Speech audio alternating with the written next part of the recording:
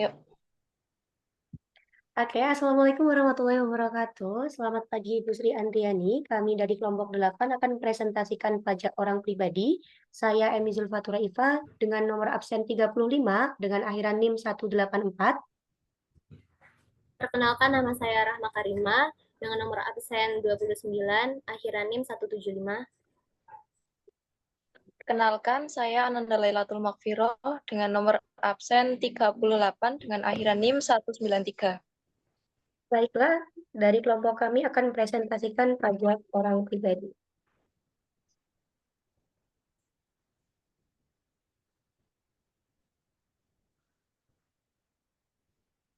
Pengertian pajak berdasarkan Undang-Undang Ketentuan Umum dan Tata Cara Perpajakan atau UU KUP, pengertian pajak adalah kontribusi wajib kepada sifat memaksa berdasarkan undang-undang dengan tidak mendapatkan imbalan secara langsung dan digunakan untuk keperluan negara bagi sebesar-besarnya kemakmuran rakyat. Ruang lingkup pajak orang pribadi. Pajak orang pribadi, penghasilan orang pribadi juga dikenal sebagai PPh orang pribadi, adalah pajak yang dikenakan pada subjek pajak orang pribadi atas penghasilan yang diterima atau diperolehnya selama tahun pajak, baik sebagai bagian dari tahun pajak maupun selain tahun pajak. Orang pribadi yang dimaksud adalah subjek pajak penghasilan atau PPh yang bertempat tinggal di Indonesia maupun di luar negeri. Subjek pajak orang pribadi ada dua, orang pribadi dalam negeri, yaitu terdapat pada Undang-Undang Pajak Penghasilan Nomor 36 Tahun 2008 yang mengatur wajib pajak orang pribadi yang termasuk dalam subjek pajak negara dengan persyaratan bertempat tinggal atau menetap di Indonesia, berada di Indonesia selama lebih dari 183 hari dalam jangka waktu 12 bulan, memiliki keinginan untuk tinggal di Indonesia yang dapat dibuktikan dengan alasan seperti memiliki pekerjaan, bisnis, atau pusat kepentingan ekonomi di Indonesia. Individu yang memenuhi salah satu dari ketiga syarat ini akan dianggap sebagai wajib pajak, subjek dalam negeri, atau WPDN. Subjek yang kedua adalah subjek pajak orang pribadi luar negeri.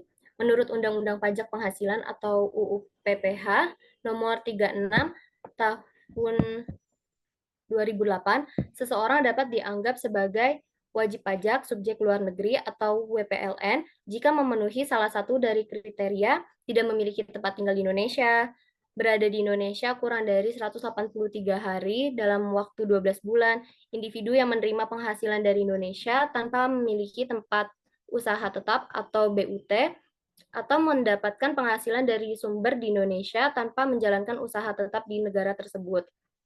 Seseorang yang memenuhi salah satu syarat ini akan dianggap sebagai wajib pajak subjek luar negeri atau WPLN.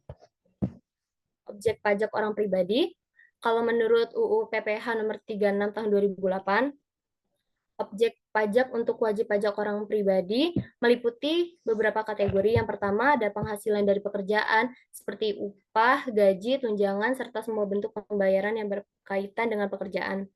Yang kedua, penghasilan dari kegiatan usaha atau pekerjaan bebas. Penghasilan yang diperoleh dari usaha, baik dalam sektor perdagangan, industri, maupun jasa. Yang ketiga, penghasilan dari modal dan investasi, kayak bunga, dividen, royalti, dan lain-lain. Yang keempat, penghasilan dari hadiah dan lainnya. Contohnya, kayak undian, perlombaan, atau kegiatan lainnya. Yang kelima, ada penghasilan lain yang dianggap sebagai tambahan kemampuan ekonomi. Penghasilan ini dari selisih kurs mata uang asing atau penghapusan utang yang memberikan manfaat ekonomi.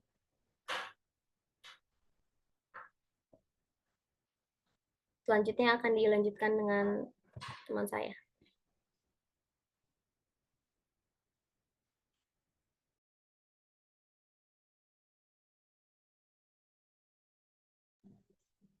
Baik, selanjutnya saya akan menjelaskan mekanisme pemungutan pajak orang pribadi.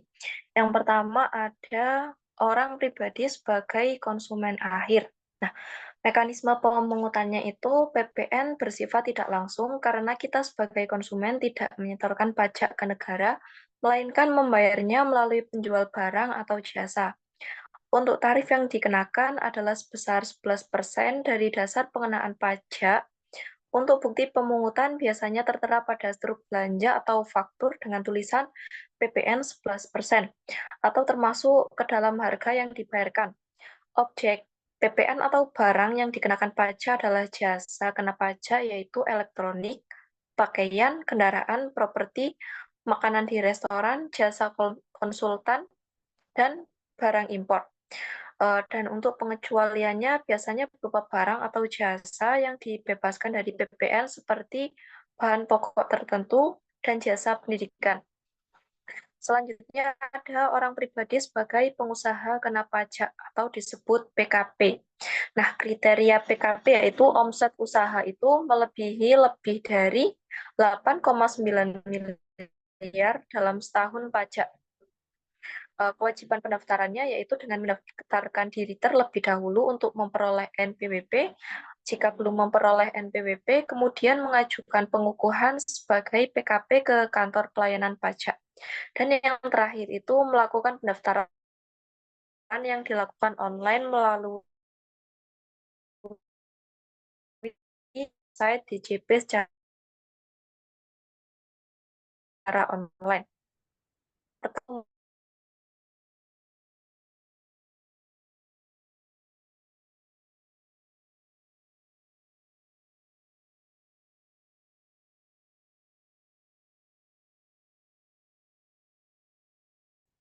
Next. Oke, selanjutnya yaitu mekanisme perhitungan PPN orang pribadi. Ada dua metode dalam perhitungan PPN orang pribadi. Yang pertama yaitu metode exclude PPN atau PPN itu belum termasuk harga. Pada metode ini, harga yang ditampilkan itu belum termasuk ke dalam PPN. PPN baru akan ditambahkan pada saat pembayaran. Contohnya, yaitu PPN sama dengan harga barang dikali tarif PPN. Jadi ada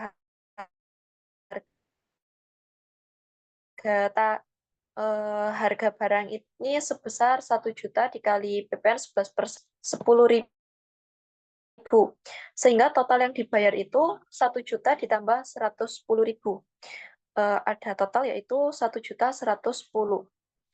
Nah, yang kedua ada metode include. Pada metode ini, harga yang ditampilkan adalah sudah termasuk PPN. Jadi, konsumen tidak perlu menambahkan pajak lagi. Contohnya yaitu PPN sama dengan harga yang ditampilkan dikali tarif PPN dikali 100% ditambah tarif. Yaitu 1.100.000 dikali 11 dibagi dengan 111. Dihasilkan total yaitu 110.000. Jadi harga barang sebelum PPN yaitu 1 juta dikurangi dengan 110.000.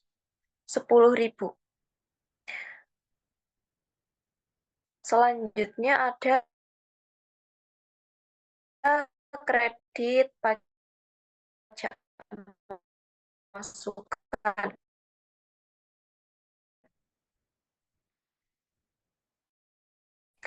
Nah, kredit pajak masukan itu merupakan mekanisme penting dalam sistem pajak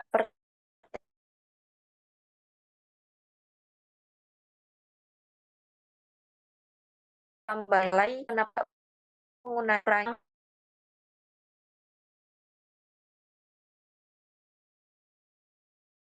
mengkreditkan pajak masukan yang telah kita bayarkan.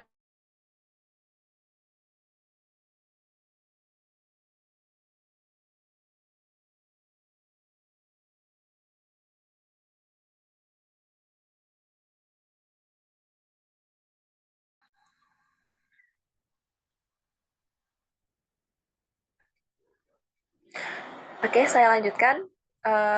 Ini.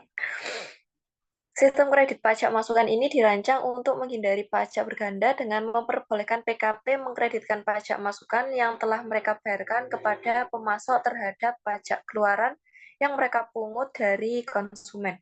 Next. Oke, untuk ilustrasinya yaitu ketika sebuah pabrik mebel membeli kayu seharga 10 juta ditambah PPN 11% sebesar 1.100.000. Nah, PPN sebesar 1.100.000 yang dibayarkan ke pemasok kayu itu menjadi pajak masukan bagi pabrik tersebut. Selanjutnya, pabrik memproduksi dan menjual meja dengan harga 15 juta ditambah PPN 11% sebesar 1.650.000 yang dipungut dari pembeli dengan PPN sebesar 1.650.000 menjadi pajak keluaran. Nah, berdasarkan mekanisme kredit pajak, pabrik hanya akan menyetorkan selisih di antara pajak keluaran dengan pajak masukan, yaitu 1.650 dikurangi dengan 1.100.000. Dihasilkan harga 550.000 ke kas negara. Next. Selanjutnya ada kredit pajak masukan. Nah, perlu diketahui bahwa untuk kita dapat mengkreditkan pajak masukan, PKP itu harus memiliki faktur pajak yang sah serta lengkap sebagai bukti pembelian. Tidak semua pajak masukan itu dapat dikreditkan. Contohnya seperti pembelian yang tidak berkaitan dengan pada kegiatan apapun, pembelian dan pemeliharaan kegiatan kendaraan bermotor tertentu yang tentunya tidak berhubungan langsung dengan kegiatan usaha atau pembelian yang tidak didukung faktur pajak yang sah. Untuk mekanisme kredit pajak masukan itu seperti menjadi salah satu keunggulan sistem PPN yang membuat sistem pajak ini menjadi netral bagi semua dunia usaha dan serta hanya membebani konsumen akhir yang sesuai dengan prinsip dasar PPN untuk sebagai pajak atas konsumsi. Selanjutnya akan dijelaskan oleh rekan saya. Baik, terima kasih. Selanjutnya adalah pajak keluaran. Pajak keluaran sendiri adalah pajak pertambahan nilai (PPN) di mana harus dibayar oleh pembeli saat membeli barang kena pajak atau BKP atau juga jasa kena pajak (JKP). Pajak ini dikumpulkan oleh pengusaha kena pajak (PKP) dan kemudian disetorkan ke kas negara. Nah, ada dasar hukum dari pajak keluaran. Dasar hukumnya adalah pajak keluaran diatur dalam Undang-Undang Nomor 42 Tahun 2009 yang berisi PPN dan PPNBM. Peraturan ini diperbarui dalam Undang-Undang Harmonisasi Peraturan Perpajakan atau sekarang disebut dengan Undang-Undang HPP, di mana kenaikan tarif PPN menjadi 11% sejak 11 April 2022 dan direncanakan akan naik menjadi 12% di masa depan. Seperti itu. Next. Nah, cara kerja pajak keluaran dihitung berdasarkan harga barang atau jasa yang dijual dengan tarif PPN yang berlaku. PKP diharuskan membuat faktur pajak sebagai bukti adanya pemungutan pajak. Jadi PKP harus dan juga wajib membuat fakturnya. Nah, lalu melaporkan kepada SPT masa PPN dan menyetorkan pajak yang sudah dikumpulkan. Langkah-langkahnya yaitu yang pertama adalah pastikan transaksi termasuk BKP atau JKP yang dikenakan PPN. Yang kedua adalah hitung pajak keluaran dengan mengalihkan tarif PPN dengan nilai transaksi. Yang ketiga, buat faktur pajak online atau e-faktur melalui sistem DJP online. Yang keempat adalah setorkan pajak yang dipungut ke kas negara menggunakan kode billing. Lalu yang terakhir adalah laporkan pajak pengeluaran dalam SPT masa PPN setiap bulan. Next. Nah, di sini contoh studi kasusnya di dalam pajak pengeluaran, di sini ada PT Maju Jaya yang menjual laptop seharga 10 juta kepada seorang pelanggan. Nah, tarif PPN-nya masih di angka 11%. Nah, pajak yang dikenakan adalah berapa? Maka PPN 11% dikalikan 10 juta harga dari penjualan laptop tersebut, yaitu adalah 1.100.000. Maka total yang harus dibayarkan oleh pelanggan adalah 10 juta plus 10 juta plus 1.100.000. Maka total yang harus dibayarkan oleh pelanggan adalah 11.100.000. Dan PT Majaya harus menyetorkan PPN sebesar 1.100.000 ke negara dan juga melaporkannya dalam SPT masa PPN bulan itu. Jadi 10 juta harganya dan juga 1.100.000 adalah penyetoran untuk pajak keluarannya. Oke, next. Nah, di sini adalah perubahan Undang-Undang HPP untuk wajib pajak orang pribadi. Di sini ada Undang-Undang HPP yang disahkan pada tahun 2021 membawa perubahan besar dalam sistem perpajakan, terutama bagi pajak orang pribadi. Yang pertama adalah penggunaan NIK sebagai NPWP. Untuk mempermudah administrasi perpajakan, nomor induk pendudukan atau NIK kini digunakan menjadi nomor pokok wajib pajak atau NPWP. Ini memiliki tujuan meningkatkan kepatuhan pajak dan juga memperluas cakupan wajib pajak. Setelah itu, ada program pengungkapan sukarela atau PPS. Nah, di PPS ini adalah suatu kebijakan yang memberikan kesempatan wajib pajak untuk melaporkan harta yang belum dilapor dengan tarif pajak lebih ringan. Nah, jadi untuk wajib pajak yang belum melaporkan, nah diberikan kesempatan untuk melapor dengan tarif ringan. Programnya terdiri dari dua, yaitu skema 1 dan skema 2. Skema 1 adalah untuk peserta teks amnesti 2016 yang masih memiliki harta belum dilaporkan.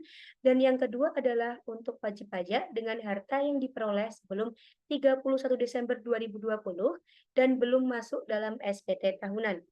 Dua program ini bertujuan meningkatkan kepatuhan pajak dan transparansi keuangan wajib pajak. Next. Yang ketiga di sini adalah penghasilan tidak kena pajak atau PTKP. Nah, batas dari penghasilan tidak kena pajak masih tetap di 54 juta per tahun untuk wajib pajak lajang. Namun, pemerintah berencana melakukan evaluasi untuk menyesuaikan dengan kondisi ekonomi di masa sekarang. Selanjutnya ada perubahan tarif pajak penghasilan atau PPh untuk orang pribadi. Nah, di sini tarif pajak penghasilan PPh untuk orang pribadi menggunakan skema yang pertama, jika penghasilan di bawah 60 juta, maka dikenakan 5%, lalu 60 juta sampai di 250 juta, maka tarif PPh pajak penghasilannya dikenakan 15%, dan untuk 250 juta up to 500 juta maka 25%, dan 500 juta sampai dengan 5 miliar ada di angka 30%, dan adanya penghasilan di 5 miliar, maka dia akan mendapatkan pajak sebesar 35%. Nah, dengan aturan ini, orang dengan penghasilan tinggi akan dikenakan pajak lebih besar dibandingkan sebelumnya, sedangkan yang rendah akan tetap mendapatkan tarif ringan. Next. Di sini ada studi kasusnya untuk penerapan Undang-Undang HPP. Nah, di sini adalah seorang karyawan bernama Budi, dia memiliki penghasilan 600 juta per tahun. Nah, sebelum ada Undang-Undang HPP, tarif pajak untuk penghasilan 500 juta adalah 30%. Namun, jika sekarang tarif pajaknya adalah 35%. Nah, sehingga pajak yang harus dibayarkan itu meningkat. Di sini 600 juta dia dibagi pada 60 juta pertama. Di 60 juta pertama, 5%-nya 60 juta, 600 dikurangi 60 juta, lalu di 15% yang kedua adalah 190 juta, pajak yang harus dibayarkan adalah 28,5 juta. Di persenan yang ketiga, 25%, dia harus membayar senilai 62,5 juta, dan selanjutnya setelah itu di sisa yang terakhir yaitu 100 juta, maka dikalikan 35%, maka dia harus bayar 35 juta. Nah, total keseluruhannya di sini adalah 60 plus 190 plus 250 plus 100, totalnya adalah 600 juta, dikalikan oleh semua ini, maka total pajak terutangnya adalah 129 juta. Jadi, Budi diharuskan untuk membayar pajak sebesar 129 juta jika dia berpenghasilan 600 juta di tahun setelah Undang-Undang HPP disahkan. Nah, dengan adanya kenaikan tarif bagi penghasilan tinggi, menggunakan NIK sebagai NPWP, serta program PPS, pemerintah berharap bisa meningkatkan penerimaan pajak dan juga kepatuhan wajib pajak. Sementara itu, pajak keluaran tetap menjadi elemen penting dalam perpajakan bisnis, di mana PKP harus mengelola dan menyetorkan PPN sesuai dengan aturan yang berlaku. Oke. Baik, sekian dari kelompok kami. Mohon maaf apabila terdapat kesalahan. Saya, Emi Zulfatur, Rahma Karimah, dan juga Ananda Laratul Makfirah mengucapkan terima kasih sebesar-besarnya. Dan the last I say, wassalamualaikum warahmatullahi wabarakatuh.